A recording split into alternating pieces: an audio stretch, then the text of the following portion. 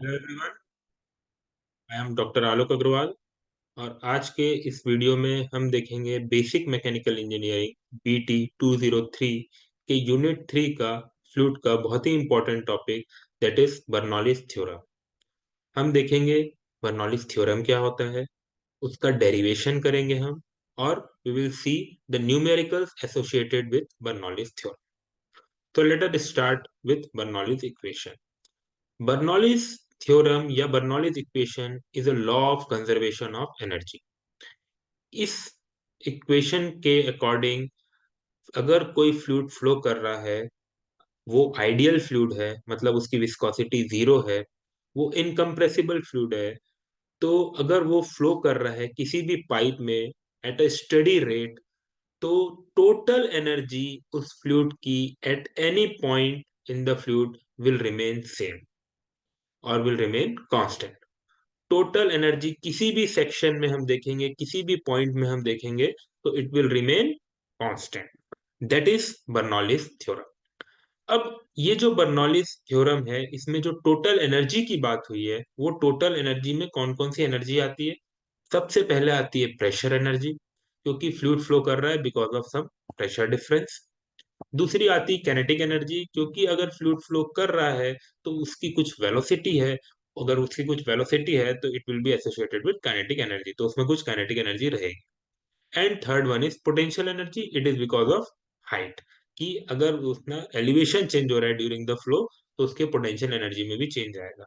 तो जब हम ये तीनों एनर्जी को एडअप करेंगे, सम अप करेंगे, तो अगर हम किसी ऐसे फ्लूइड की बात करेंगे जो कि आइडियल है, इनकम्प्रेसिबल है और स्टेडी रेट में फ्लो हो रहा है, तो जो तीनों का सम टोटल है, वो एनर्जी कांस्टेंट रहेगी किसी भी पॉइंट में flowing fluid.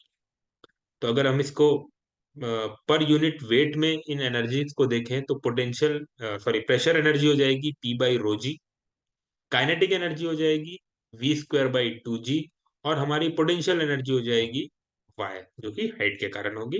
And this is per unit weight. ठीक। तो मैथमेटिकली अगर हम बर्नौलीज इक्वेशन को समझना चाहें, तो ये तीनों एनर्जी का जो एडिशन आएगा, it will remain constant. That is pressure head, इसको बोलेंगे हम pressure head, kinetic head and potential head. The sum of these three heads will remain constant during the flow. So this is our Bernoulli's theorem और Bernoulli's equation. अब हम इसका proof देखेंगे। तो proof करने से पहले इस इक्वेशन को we have to take certain assumptions. सबसे पहला एजम्पशन हमने क्या लिया कि जो फ्लूइड है, that is ideal fluid. Ideal fluid है मतलब कि उसकी विस्कोसिटी जीरो होगी। सेकेंड assumption हमने लिया कि जो फ्लो है that will be steady, means with respect to time any of the properties will not change when the fluid is flowing. Third assumption is that the flow is incompressible. What does it mean? That during flow, जब वो fluid flow कर रहा है, तो जो fluid है उसकी density में कोई भी चेंजेस नहीं आएगा, it density will remain constant. And the final conclusion assumption is the flow is irrotational, मतलब ड्यूरिंग इट्स फ्लो वो अपने मास सेंटर के अबाउट रोटेट नहीं करेगा। Okay, so this are the assumptions that we have taken for deriving or for deriving the Bernoulli's theorem. सो हम अब एक pipe assume करेंगे डेरिवेशन के लिए। जो पाइप रहेगा, that pipe is converging pipe, और इसमें जो लिक्विड या वाटर फ्लो कर रहा है, वो इसमें कोई भी गैप नहीं है, मीन्स कोई भी कैविटी नहीं है, this pipe is running full. ठीक, ताकि जो फ्लो की कंटिन्यूटी है वो मेंटेन रहे। अब इस पाइप में हमने दो सेक्शन ले लिए, section A and section B. ये कन्वर्जिंग पाइप है, और इसको टिल्ट करके हमने प्लेस किया। जब हमने इसको टिल्ट करके प्लेस किया, तो सेक्शन ए में कुछ प्रेशर की वैल्यू रहेगी, कुछ वेलोसिटी रहेगी। ठीक, तो वो प्रेशर हमने P1 लिया और वेलोसिटी V1 ले ली। सिमिलरली सेक्शन बी दूसरा सेक्शन लिया, वहां पे वेलोसिटी V2 ले ली और प्रेशर P2 ले लिया। ये हमारा डेटम है, मतलब रेफरेंस लाइन है। जो सेक्शन है वो डेटम से Y1 हाइट के ऊपर है, और जो सेक्शन बी है वो डेटम से Y2 हाइट ऊपर है। सेक्शन ए में जो पाइप का क्रॉस सेक्शनल एरिया है वो A1 है, और सेक्शन BB में जो पाइप का क्रॉस सेक्शनल एरिया है वो A2 है। So these are the things that we have taken. अब इस पाइप में जब फ्लूइड फ्लो करेगा तो हम उससे बर्नौलीज इक्वेशन डिराइव करेंगे। ओके, अब यहाँ पे एक चीज और देखने लायक है कि यहाँ पे वेलोसिटी का डायरेक्शन एक ही है बट प्रेशर का डायरेक्शन अपोजिट है। इधर पे फ्रॉम अप टू डाउन है, तो इधर पे फ्रॉम डाउन टू अप है। ऐसा इसलिए है because pressure is always a compressive force, जो हम ऑलरेडी लास्ट वीडियोस में स्टडी कर चुके हैं। ठीक, तो इसीलिए यहाँ पे हमने प्रेशर का डायरेक्शन अपोजिट कर दिया है, P1 एंड हियर P2, ताकि ये कंप्रेसिव फोर्स प्रेशर जो है वो ऐड करे। अब हम अपना डेरिवेशन स्टार्ट करते हैं। तो डेरिवेशन स्टार्ट करने के लिए हम देखते हैं कि इसमें फ्लूइड फ्लो कर रहा है, सेक्शन AA और सेक्शन BB के बीच में फ्लूइड फ्लो कर रहा है। After a very small interval of time, कुछ समय बाद अगर मैं उसी फ्लूइड को देखूं जो सेक्शन AA और सेक्शन BB के बीच में फ्लो कर रहा था, वो थोड़ा आगे बढ़ जाएगा। मान लीजिए कि वो जब आगे बढ़ा तो उसने अपनी नई पोजीशन ले ली AA डैश और BB डैश, और ये जो देखा हमने वो बहुत ही कम समय के बाद देखा। तो जो ये AA और A डैश के बीच का जो डिस्टेंस है वो बहुत ही छोटा होगा, जिसको हम DS1 से डिनोट करेंगे। और जो BB और BB डैश के बीच का, B डैश B डैश के बीच का जो डिस्टेंस है वो भी बहुत छोटा होगा, और उसको हम DS2 से डिनोट करेंगे, क्योंकि हमने बहुत ही कम समय के बाद इसको नोट किया, for a very small interval of time DT। अब जब इसके बाद देखा हमने तो क्या देखा कि जो A है वो मूव करके A डैश में आ गया, और जो BB है वो B डैश B डैश। तो हमारा जो अब अपग्रेडेड एलिमेंट क्या हो गया, A dash B dash B dash.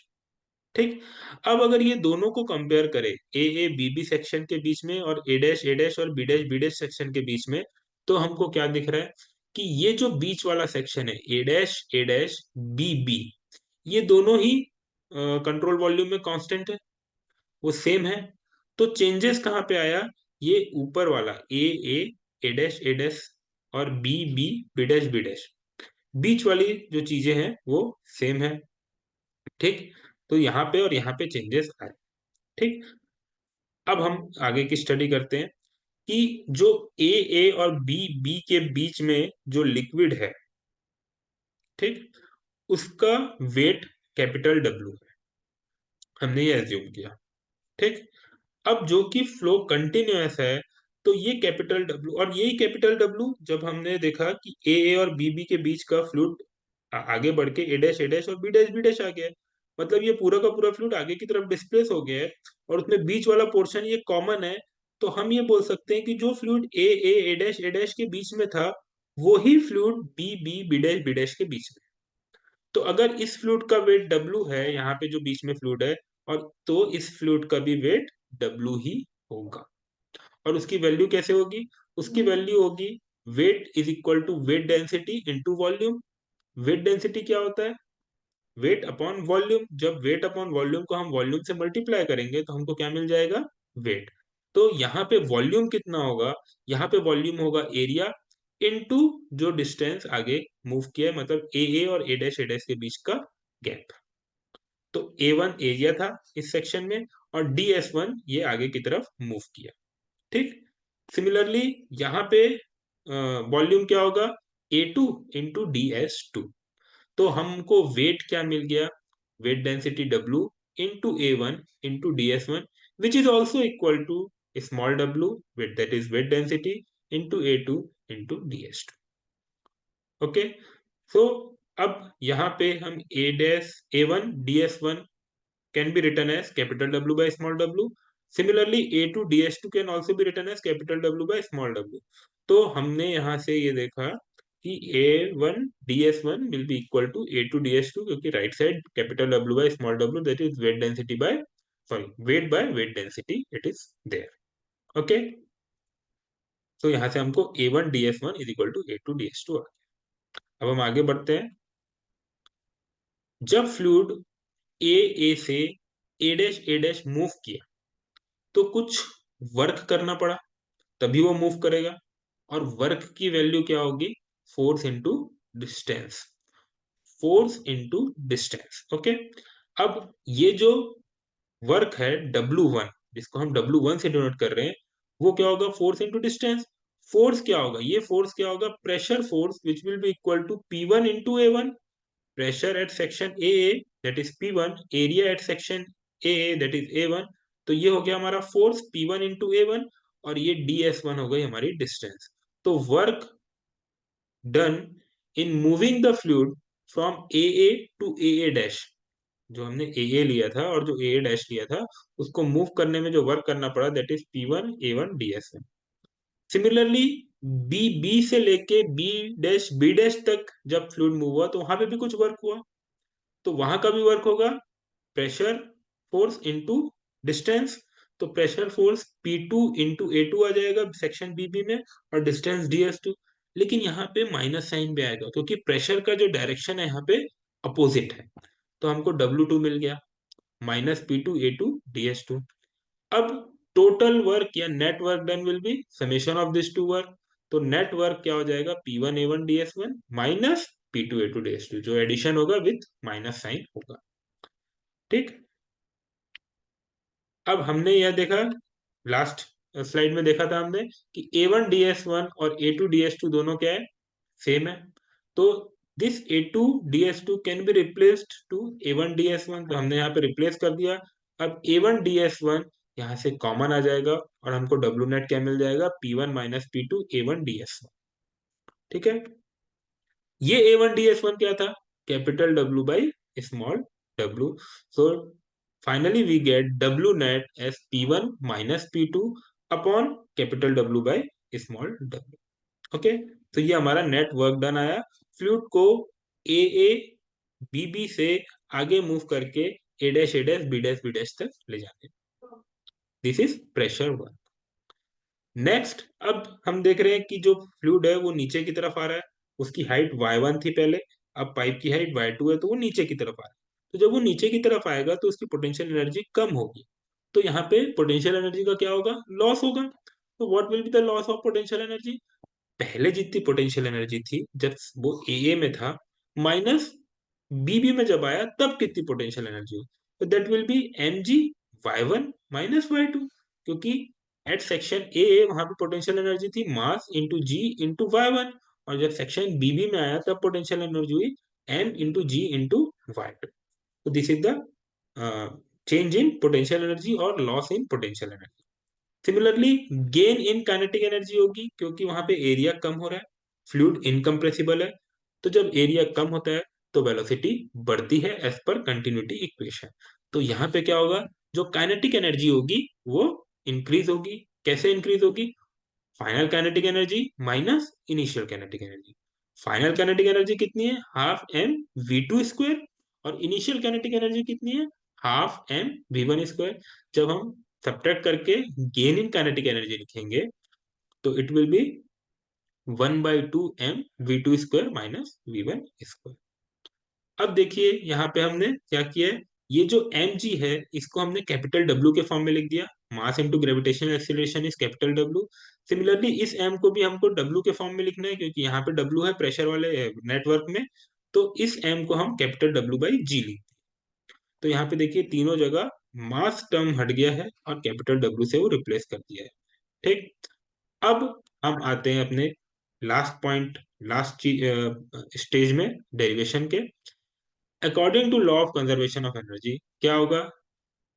Loss जितना हो रहा है पोटेंशियल एनर्जी में, प्लस जितना वर्क हमको करना पड़ा फ्लूइड को एक जगह से दूसरी जगह मूव करने के लिए, तो ये दोनों विल बी इक्वल टू जितना काइनेटिक एनर्जी में गेन, क्योंकि जितनी एनर्जी हम सिस्टम में देंगे उतनी एनर्जी हमको बाहर मिलेगी।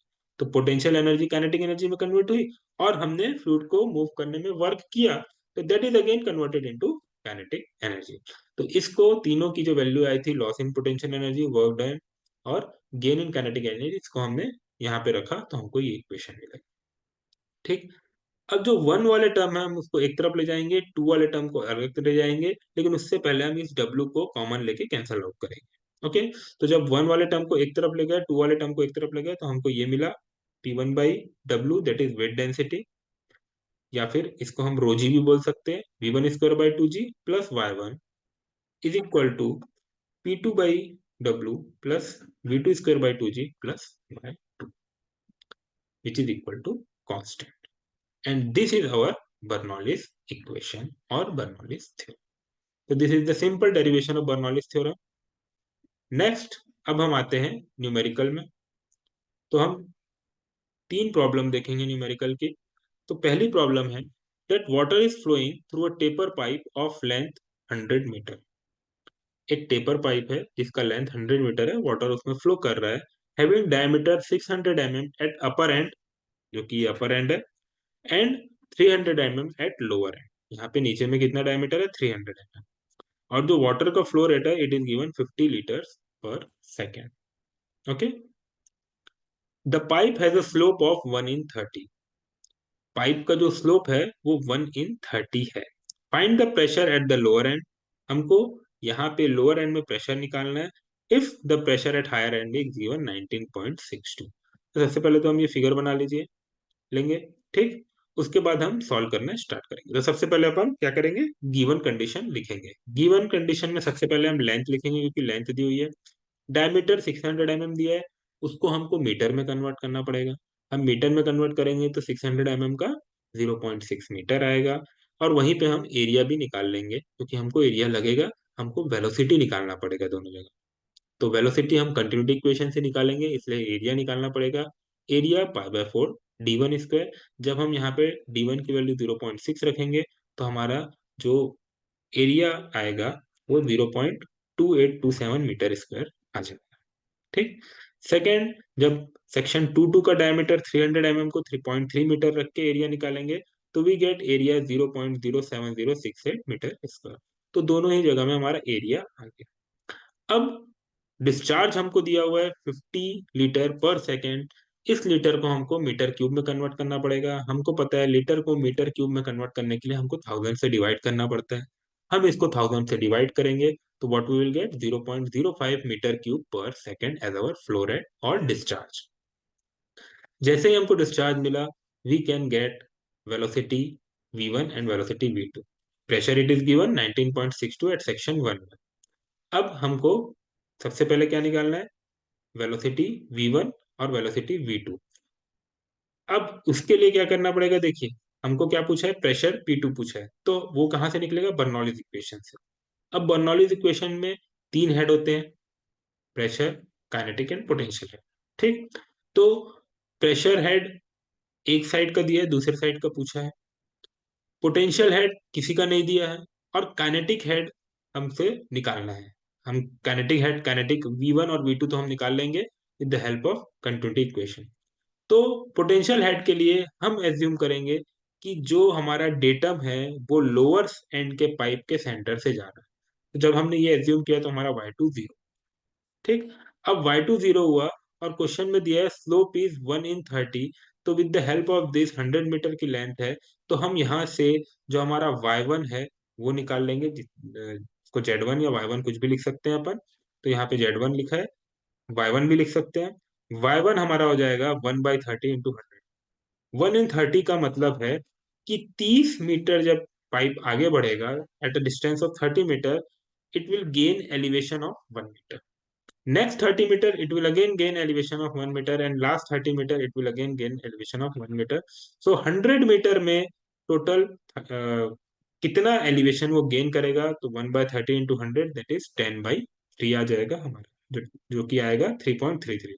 तो हमको यहाँ पे y1 मिल जाएगा 3.33 अगर हमने y2 को 0 एज्यूम किया है तो। अब हम कंटिन्यूटी इक्वेशन यूज करके वेलोसिटी v1 और वेलोसिटी v2 निकालेंगे।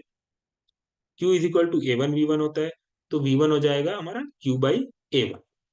जब हम वैल्यू रखेंगे 0.05 और a1 की वैल्यू, तो what we will get, velocity at section 11 is 0.177 metre पर second. Similarly v2 will be Q/a2 और उसकी वेलोसिटी आ जाएगी 0.707 मीटर पर सेकेंड। अब सभी चीजें हमको पता लग गई है, P1 पता है, V1 पता है, y1 पता है, P2 पता है, P2 निकालना है, V2 पता है, y2 पता है। अब सबकी वैल्यू हम रखेंगे बर्नौलीज इक्वेशन में। अब बर्नौलीज इक्वेशन लगाएंगे सेक्शन 1 1 और सेक्शन 2 2 के बीच में, तो हमको जब हम सभी वैल्यू पुट करेंगे, y2 की जगह में 0, y1 की जगह में 10/3, तो ये P2 की वैल्यू हमको नहीं मिलेगी 228573 न्यूटन पर मीटर स्क्वायर। जब हम इसको सॉल्व करेंगे तो हमको ये वैल्यू मिलेगी। ओके, अब हम आते हैं अपने सेकंड प्रॉब्लम में। ये बहुत ही सिंपल प्रॉब्लम था। सेकंड प्रॉब्लम में आते हैं हम। एक पाइप है 300 मीटर लॉन्ग, ठीक, उसका स्लोप है 1/100 and taper from 1 metre diameter at high end to 0.5 metre diameter at low end. तो ये भी सिमिलर टाइप का प्रॉब्लम है। एक पाइप है, अगेन टेपर है 1/100, उसका डायमीटर 1 मीटर है एट हाई एंड, और लोअर एंड में उसका डायमीटर कम है 0.5 मीटर। जो वाटर फ्लो हो रहा है वो 5400 लीटर पर मिनट हो रहा है। तो इसको ध्यान में रखना है हमको कि जो फ्लो दिया है वो पर मिनट में दिया है। Pressure eight high and is 70 kilo pascal, find the pressure eight low and. Similar question है, ठीक। तो सबसे पहले अपन गिवन लिखेंगे डायमीटर, ठीक, लेंथ लिखेंगे सबसे पहले, दैट इज 300 mm नहीं है, ये मीटर है। डायमीटर D1 1 मीटर है, डायमीटर D2 0.5 मीटर है, डायरेक्ट मीटर में दिया हुआ है ये। डिस्चार्ज 5400 लीटर पर मिनट है। तो इसको सबसे पहले तो हमको पर सेकंड में कन्वर्ट करना पड़ेगा 60 से डिवाइड करके, फिर हम अगेन 1000 से डिवाइड करेंगे, इसको मीटर क्यूब पर सेकंड में कन्वर्ट कर। प्रेशर सेक्शन 1 में 70 किलो पास्कल दिया हुआ है। अगेन सेम हमको वेलोसिटी निकालना पड़ेगा पहले। तो हम कंटिन्यूटी इक्वेशन के यूज करके वेलोसिटी निकालेंगे, that is Q/π/4 d1 square. तो यहाँ से हमको वेलोसिटी v1 मिल जाएगी। बाय फॉलोइंग सेम फॉर्मूला हमको वेलोसिटी v2 मिल जाएगी। और जब हम डेटम लाइन एज्यूम करेंगे कि वो लोअर एंड के सेंटर से जा रहा है, तो हमारा y2 0 हो जाएगा। तो हम y1 1/100 स्लोप से निकाल लेंगे, तो 1/स्लोप into l, that is 300 metre. तो हमको y1 हमारा मिल जाएगा 3 मीटर। सेम प्रॉब्लम है जैसा हमने लास्ट प्रॉब्लम किया था। और जब हम बर्नौलीज इक्वेशन लगाएंगे दोनों सेक्शन 1 1 और सेक्शन 2 2 के बीच में, और सब वैल्यूज पुट करेंगे, तो we get P2 as 99330.74 newton per metre square, ठीक।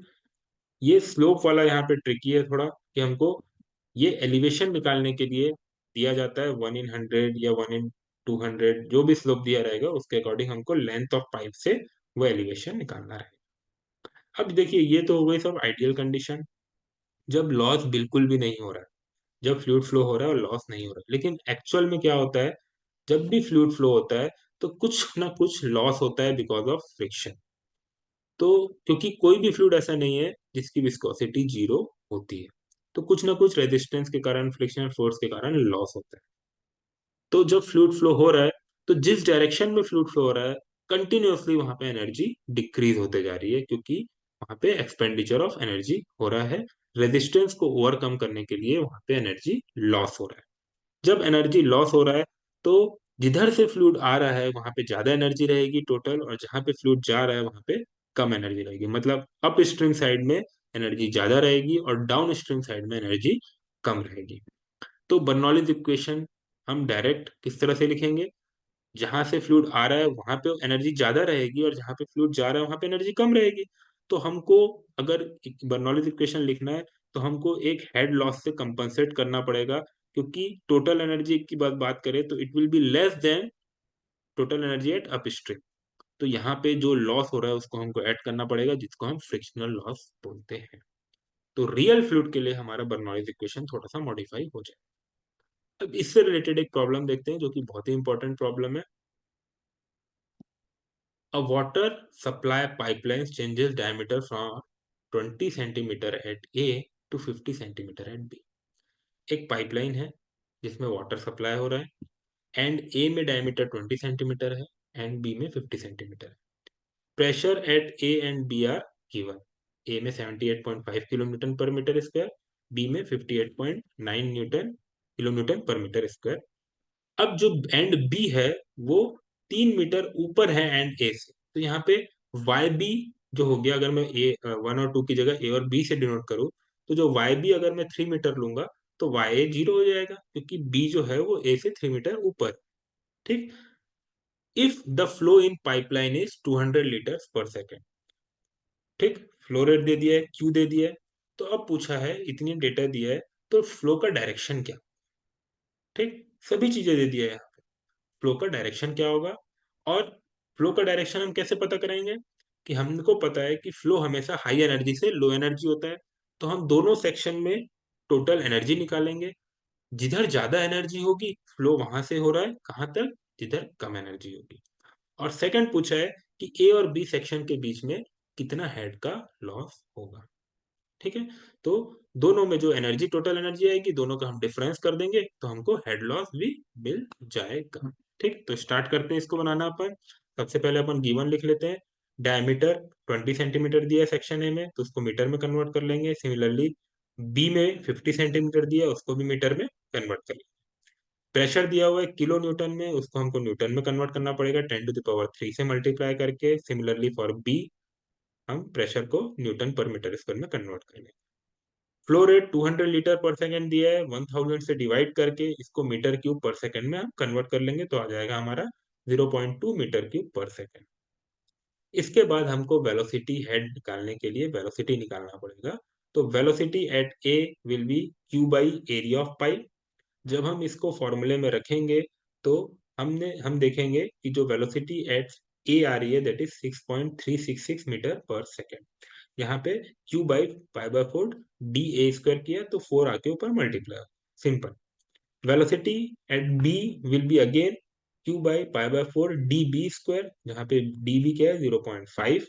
तो हमारा जो वेलोसिटी आएगी वो आएगी 1.018 मीटर पर सेकेंड। इसको सॉल्व करके आप देख लीजिएगा, मैं डायरेक्ट आंसर बता रहा हूँ। ठीक, अब हमको वेलोसिटी मिल गई, हमको प्रेशर पता है, हमको पोटेंशियल हेड पता है। एक जगह 0 है ए में और बी में 3 है, तो हम टोटल एनर्जी एट ए निकाल लेते हैं पहले। ठीक, और टोटल एनर्जी एट बी निकाल लेते हैं। तो again by applying Bernoulli's equation, total energy at A क्या आएगा?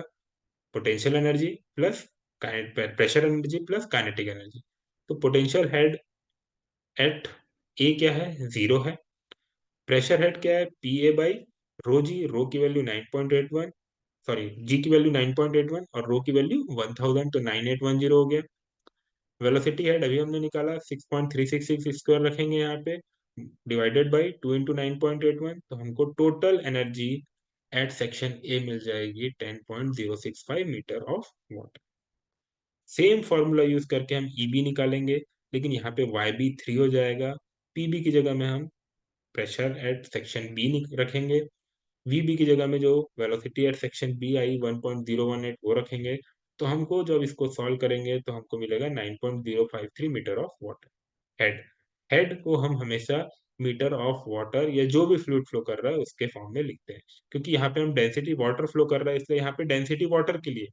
अगर यहाँ पे कोई और फ्लूइड होता, फॉर एग्जांपल ऑयल होता जिसकी डेंसिटी 700 केजी पर मीटर क्यूब है, तो यहाँ पे हम रो की जगह में 700 रखते और फिर यहाँ पे लिखते मीटर ऑफ ऑयल। ठीक है, तो ये हमको बड़ा ध्यान रखना है कि किस फ्लूइड की बात हो रही है, उसी की डेंसिटी यहाँ पे हमको रखना है। अब जब हमने इसको सॉल्व किया तो हमने देखा है total energy at section A is more than total energy at section B. So what does it means? It means that the fluid or the water is flowing from section A to section B. Fluid जो है, water जो है वो section A से start करके section B में जा रहा है, क्योंकि हमेशा फ्लूइड हाई एनर्जी से लो एनर्जी में फ्लो करेगा। तो डायरेक्शन ऑफ फ्लो क्या होगा? From A to B. Similarly second क्या था? Head loss between A and B, दोनों को हम सब्ट्रैक्ट कर देंगे, उसको एच एल से डिनोट कर देंगे, तो total loss of head is 1.012 metre. तो दिस आर द 3 प्रॉब्लम जो कि इम्पोर्टेंट थे। इस टाइप के प्रॉब्लम आने के चांसेस रहते हैं एग्जाम। तो this is our Bernoulli's theorem, its derivation and numericals. Thank you.